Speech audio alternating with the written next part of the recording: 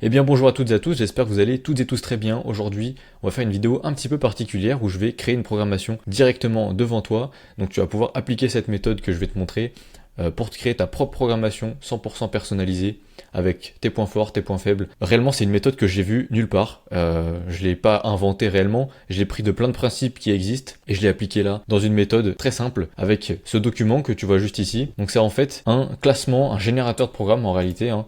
Donc on a une première étape ici, ça va être de classer par ordre de priorité les groupes musculaires que l'on souhaite prioriser. Donc ça se base quand même sur une histoire de priorisation de groupes musculaires. Donc ça s'adresse plutôt à des niveaux intermédiaires à avancés.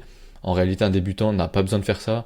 Une programmation dite générique va largement suffire, dans le sens où il n'y a pas de priorisation à effectuer, réellement. Sauf en cas de contexte particulier, bien sûr.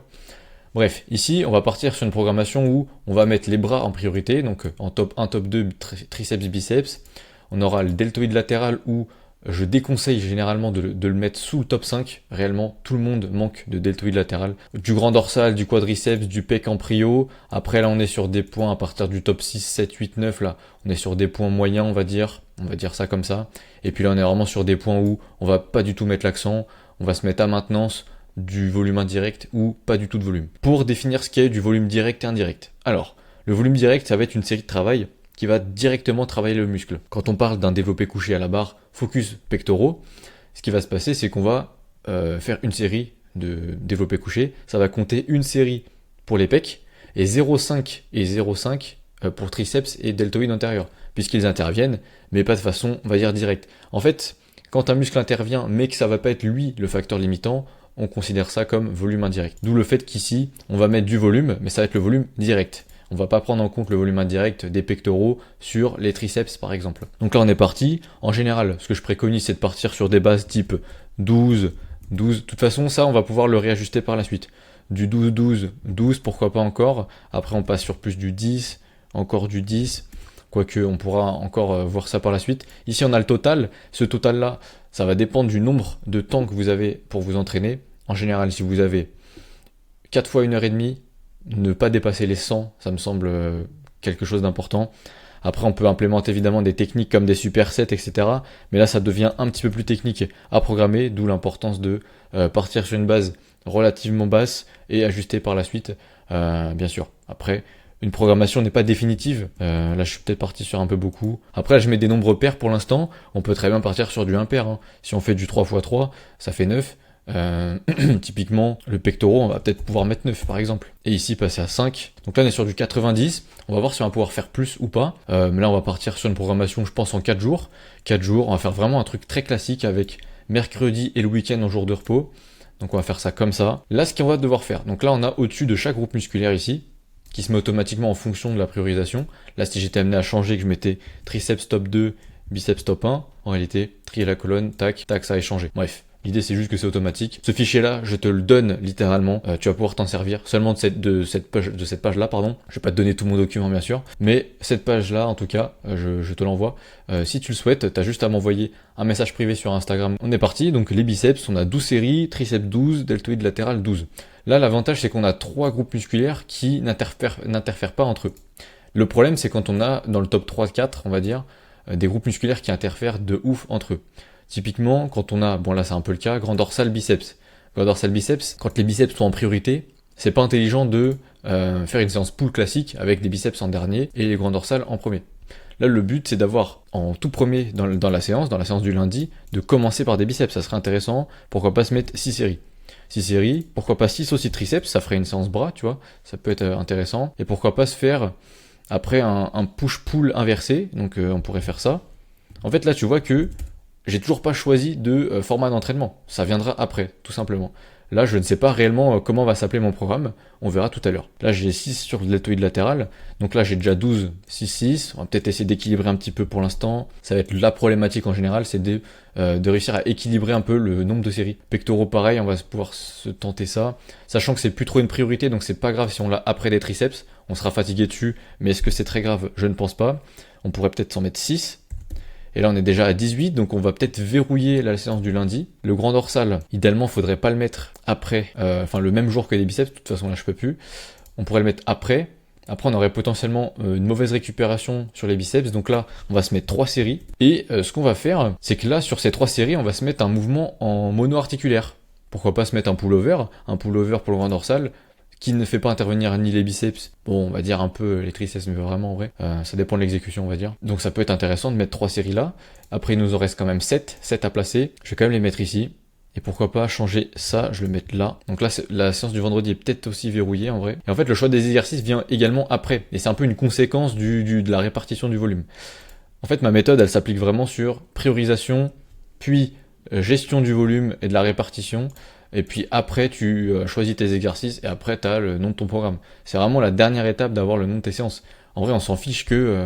donc là, tu vois, on a un peu... La séance du vendredi, ça s'apparente à un bras épaule. Ok, très bien.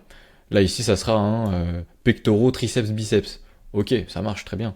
Mais on s'en fout d'avoir des séances qui n'ont aucun sens. Là, typiquement, ça va être un peu le cas. Ça va être un full body parce que je vais avoir quoi? De grand dorsal, deltoïde latéral. Ce qui, sur le papier, n'a pas de sens pour la majorité des gens. Maintenant, est-ce que c'est grave? Je ne pense pas. Donc là, comme ça, on va pouvoir mettre notre quadriceps ici. Deltoïde latéral, peut-être plutôt le mettre là. Voilà. Là, il nous manque 4 séries de quad. On met nos 4 séries de quad. Ici, 3 pecs. On est pas mal. Ischio, j'en ai 8. En vrai, c'est pas optimal. Maintenant, on arrive sur des muscles qu'on souhaite un peu moins prioriser. Maintenant, on va voir un peu. Là, pour l'instant, je le mets comme ça. On va voir à la fin si on peut faire des petits ajustements. Là, maintenant, sur le papier, bon, ça m'a pas l'air trop grave. Adducteurs, on va pouvoir les mettre quelque part. Typiquement là. Là, je me rends compte que 90 sur 4 séances, c'est peut-être un peu beaucoup. Là, j'ai déjà 23 séries là. 23, ça commence à vraiment taper, sachant qu'il y a des quads. Donc, typiquement, les deux là, on va les mettre au-dessus. Là, la technique, c'est de se dire, ok, trapèze, ça implique du deltoïde postérieur dans tous les cas, sauf si on fait des shrugs. Bon, en l'occurrence, je déconseille de faire des shrugs, sauf pour des personnes qui ont vraiment un retard trapèze, ce qui est assez rare. Mais on sait jamais. Là, on va se mettre un chest supported row avec un focus deltoïde postérieur. Donc, l'idée, ça va être de faire un tirage coude ouvert où on va pas forcer la rétraction scapulaire. On va essayer de plus se forcer à tirer avec l'arrière d'épaule, qui va forcément mettre du volume sur les trapèzes, mais surtout sur le deltoïde postérieur. Donc on considère que ça va faire du double volume, ça peut être intéressant. Là on parle plus de volume indirect parce qu'on est vraiment sur un focus deltoïde postérieur, et ça va mettre, on va dire, un peu plus d'indirect sur des trapèzes du coup. On a mis trop de volume, donc pourquoi pas baisser. Là typiquement, je baisserai d'abord les bras, même si c'est notre focus. Pourquoi? Tout simplement parce qu'on va voir du indirect. On va avoir pas mal d'indirects, surtout sur les biceps en général, sur nos mouvements de tirage, où, ok, les biceps n'interviennent pas sur les mouvements de tirage, enfin, très peu, dû à la différence de longueur. Mais quand on parle de biceps, je parle de tous les fléchisseurs du coude. En l'occurrence, on va avoir le brachioradial, le brachial antérieur, et les 2 portions du biceps. Ce qui fait 4 quand même muscles. Et sur tes mouvements de tirage, t'en as 2 sur les 4 qui vont beaucoup intervenir. Donc voilà, je préfère baisser les biceps. Après, c'est toujours du cas par cas. Là, j'ai pas d'exemple concret. Là, je fais un peu une programmation pour personne. Donc, je fais un peu ce que j'ai envie. J'ai une certaine liberté. Alors que si j'avais vraiment une personne avec qui les biceps, c'est vraiment la prio, j'aurais baissé autre chose, évidemment. Là, je pars sur une prog un peu plus, un petit peu plus tranquille. Donc, au final, on se retrouve avec 10 biceps, 11 triceps. Donc là, je suis à 76 sur 90. Il me manque quand même encore sur le deltoïde postérieur et trapèze. Là, j'ai de la place qui s'est libérée sur le lundi. Pourquoi pas nos 6 séries d'un coup? Et trapèze, on va pouvoir en mettre un peu. Déplacer les ischios ici. On est à 24 ici. Comme ça, trapèze, là, faudrait rééquilibrer un petit peu pour le coup. Là, pourquoi pas mettre 6? Voilà. En vrai, faudrait bidouiller un petit peu. Mais globalement, voilà à quoi ressemble un générateur de programme, tout simplement, avec la répartition du volume, la fréquence, en fonction des priorités. Comment faire une prog vraiment personnalisée. Et après, en réalité, le choix des exercices n'a que peu d'importance. Du moment qu'on respecte au moins la fréquence, le volume et après à l'entraînement l'intensité, on a déjà une bonne base. Ensuite, évidemment, les exercices jouent un rôle important, surtout comment ils sont exécutés en fin de compte. Au niveau des exercices, justement, ce que je recommande, c'est des exercices assez simples en réalité. Quand on parle d'arrière d'épaule, il n'y a pas 500 exercices qui existent. On va avoir ceux-là qui visent directement l'arrière d'épaule. Et après, tout ce qui va être trapèze, on va avoir ce type de mouvement.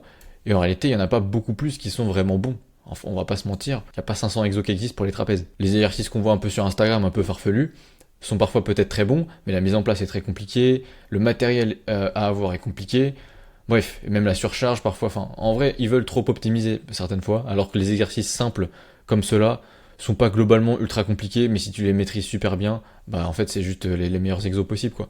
Y a pas photo.